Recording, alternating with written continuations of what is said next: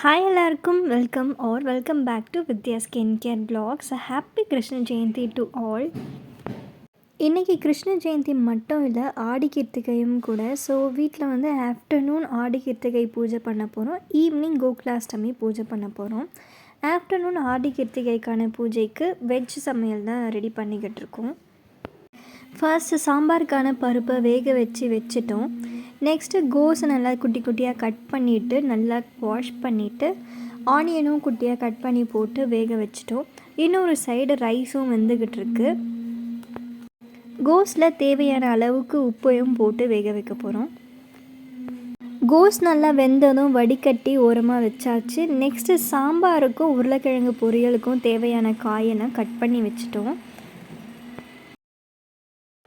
இப்போது சாம்பார் செய்ய ஸ்டார்ட் பண்ணிட்டேன். ஒரு கடாயில் எண்ணெயை நல்லா சூடு பண்ணிவிட்டு கொஞ்சம் கடுகு போட்டாச்சு. அது கூடவே கொஞ்சம் வெந்தயமும் போட்டாச்சு. கடுகு நல்லா பொரிஞ்சு வரும்போது பூண்டை நல்லா இடித்து அதையும் போட்டாச்சு.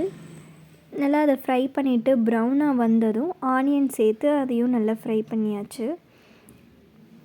அண்ட் தக்காளியும் சேர்த்து ஃப்ரை பண்ணியாச்சு. தக்காளி நல்லா வதங்கினதுக்கப்புறமா சாம்பாருக்கு கட் பண்ணி வச்சுருக்க முருங்கைக்காய், கத்திரிக்காய், முள்ளங்கி எல்லாமே சேர்த்து நல்லா வதக்க போகிறேன்.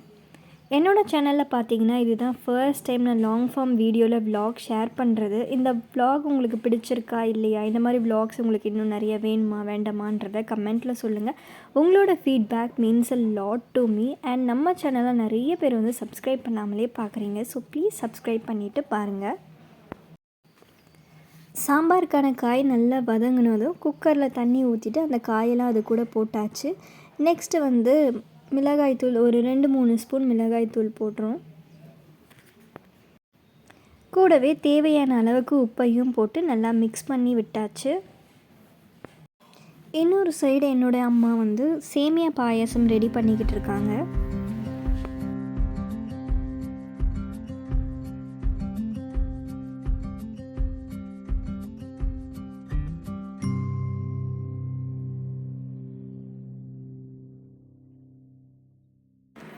சாம்பாரில் கொஞ்சம் புளி தண்ணி சேர்க்கணுன்றதுக்காக கொஞ்சம் புளி எடுத்து ஃப்ரெஷ் வாட்டரில் ஊற வச்சாச்சு. இன்னொரு சைடு வந்து வேக வச்ச பருப்பெல்லாம் கடைஞ்சி வச்சிட்டோம். கொஞ்ச நேரம் சாம்பார் நல்லா கொதிக்கட்டும்ன்றதுக்காக க்ளோஸ் பண்ணி வச்சிட்டோம் குக்கரை. நெக்ஸ்ட்டு பார்த்திங்கன்னா உருளைக்கிழங்கு பொரியல் செய்ய ஸ்டார்ட் பண்ண போகிறேன். இந்த உருளைக்கிழங்கு பொரியலுக்கு இஞ்சி, பூண்டு, சோம்பு இதெல்லாம் தேவைப்படும். அது எல்லாத்தையும் நல்லா இடித்து வச்சாச்சு. எண்ணெய் நல்லா காஞ்சதும் கொஞ்சம் கடுகு போட்டாச்சு. கடுகு நல்லா பொரிஞ்சு வந்ததுக்கப்புறமா இந்த இஞ்சி, பூண்டு, சோம்பு இடித்து வச்சதை எடுத்து அதில் போட்டு கொஞ்ச நேரம் ஃப்ரை பண்ணுவேன். நல்லா கோல்டன் ப்ரௌன் ஆகிற வரைக்கும் ஃப்ரை பண்ணிவிட்டு அது கூட வந்து ஆனியனும் சேர்த்தாச்சு.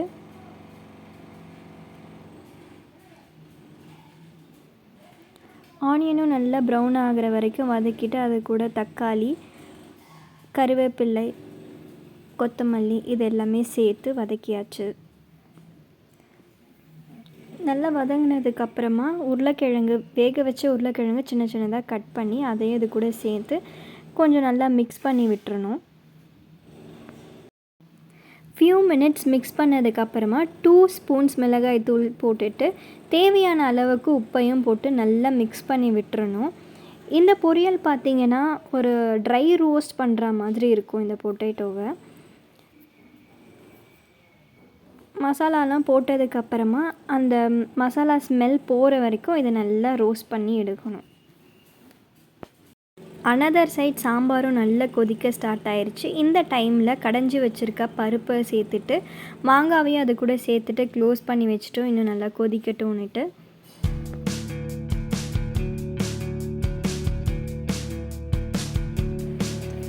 இப்போ கோஸ் பொரியல் செய்ய ஸ்டார்ட் பண்ணுறேன். எண்ணெய் நல்லா சூடானதும் கடுகு போட்டாச்சு. அது கூடவே கொஞ்சம் உளுந்தும் போட்டாச்சு. கடுகு நல்லா பொரிஞ்சு உளுந்தும் நல்லா ப்ரௌன் ஆனதும் கொஞ்சம் பச்சை மிளகாய் குட்டி குட்டியாக கட் பண்ணி போட்டு அதை கொஞ்சம் நேரம் ஃப்ரை பண்ணிவிட்டு அதுக்கப்புறமா கோஸ் போட்டு கொஞ்சம் நேரம் ஃப்ரை பண்ணியாச்சு. இதை நான் ஃப்ரை பண்ணிக்கிட்டு இருக்கும்போது எங்கள் அம்மா வந்து தேங்காவை நல்லா அரைச்சி வச்சுட்டாங்க. இந்த கோஸில் வந்து தேங்காவையும் கொஞ்சம் சேர்த்துட்டு ரெடி பண்ணுனா சூப்பராக இருக்கும் கோஸ் பொரியல். கோஸ் பொரியல் ரெடி பண்ணுற டைமில் அப்படியே வந்து வடைக்கும் மாவு வந்து மிக்சிலேயே போட்டு அரைச்சாச்சு. அந்த மாவில் கொஞ்சம் வெங்காயம், பச்சை மிளகாய் சேர்த்து ரெடி பண்ணிவிட்டு அம்மா வந்து வடையை போட்டு எடுத்துட்டாங்க.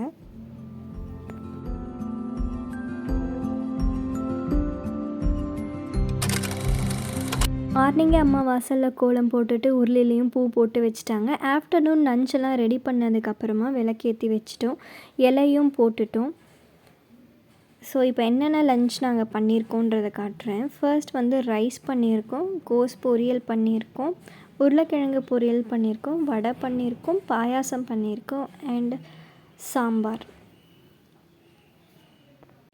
ஃபைனலி ஆடி கிருத்திகை பூஜை பண்ணி முடித்தாச்சு. பண்ணிவிட்டு சாப்பிட்டதுக்கப்புறமா ஆஃப்டர்நூன் வந்து ஈவினிங் பூஜைக்கு தேவையான தட்டை, குட்டி குட்டி பட்டர் முறுக்கு,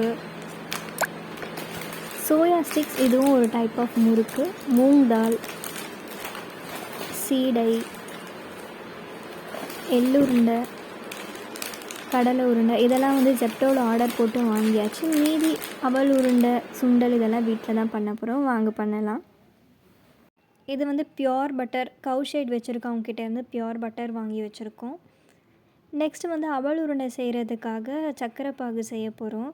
அதனால் ஒரு 5 to 6 ஸ்பூன் சர்க்கரை எடுத்துக்கிட்டு 1 டம்ளர் தண்ணி அதில் ஊற்றிட்டு பாகு செய்ய ஸ்டார்ட் பண்ணிட்டோம். இந்த அவல் பார்த்திங்கன்னா காலையிலேயே பாலில் நல்லா ஊற வச்சுட்டோம். பாகு தண்ணி நல்லா கொதித்து வரும்போது கொஞ்சம் ஏலக்காவையும் போட்டுட்டோம், அப்போ தான் நல்லா ஸ்மெல்லும் டேஸ்ட்டும் இருக்கும்.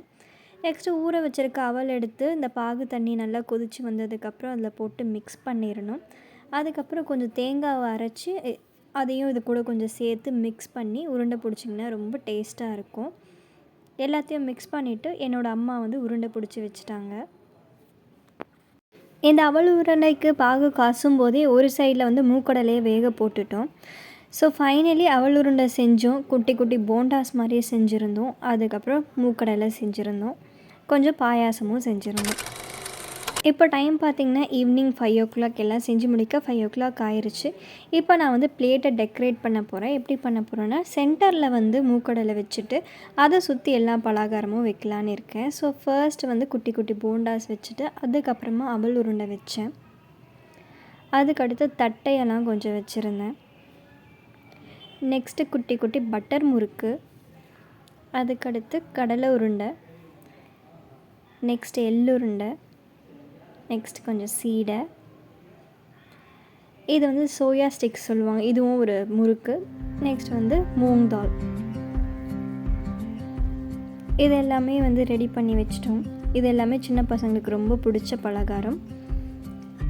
பூஜை அறையில் இந்த மாதிரி தான் டெக்கரேட் பண்ணி வச்சுருந்தோம். இது கூட ஒரு கப்பில் வந்து பட்டரும் ஒரு கப்பில் பாயாசமும் வச்சுருந்தோம். கிருஷ்ணர் ஸ்டாச்சுவும் எடுத்து வச்சுட்டு வெத்தலை பாக்கும் வச்சுட்டு பூஜை பண்ண ஸ்டார்ட் பண்ணிட்டோம். அரிசி மாவில் ஃபுட் பிரிண்ட்டும் என்னோடய கையில் வச்சுட்டேன். அந்த கிளிப் நான் ஃபுல்லாக காட்டுறேன். அவ்வளோதான், நம்ம வந்து வ்ளாகோட எண்டுக்கு வந்துட்டோம். இந்த வ்ளாக் உங்களுக்கு பிடிச்சிருந்துன்னா லைக் பண்ணுங்கள், உங்கள் ஃபீட்பேக்கை கமெண்ட்டில் சொல்லுங்கள், ஃப்ரெண்ட்ஸ் அண்ட் ஃபேமிலிக்கு ஷேர் பண்ணுங்கள், சப்ஸ்கிரைப் பண்ணுங்கள், சப்போர்ட் பண்ணுங்கள், பெல் ஐக்கானையும் கிளிக் பண்ணிக்கோங்க. அப்போ தான் நான் போடுற வீடியோஸோட நோட்டிஃபிகேஷன்லாம் உங்களுக்கு வரும், மிஸ் பண்ணாமல் பார்க்க முடியும். தேங்க்யூ ஸோ மச் ஃபார் வாட்சிங்.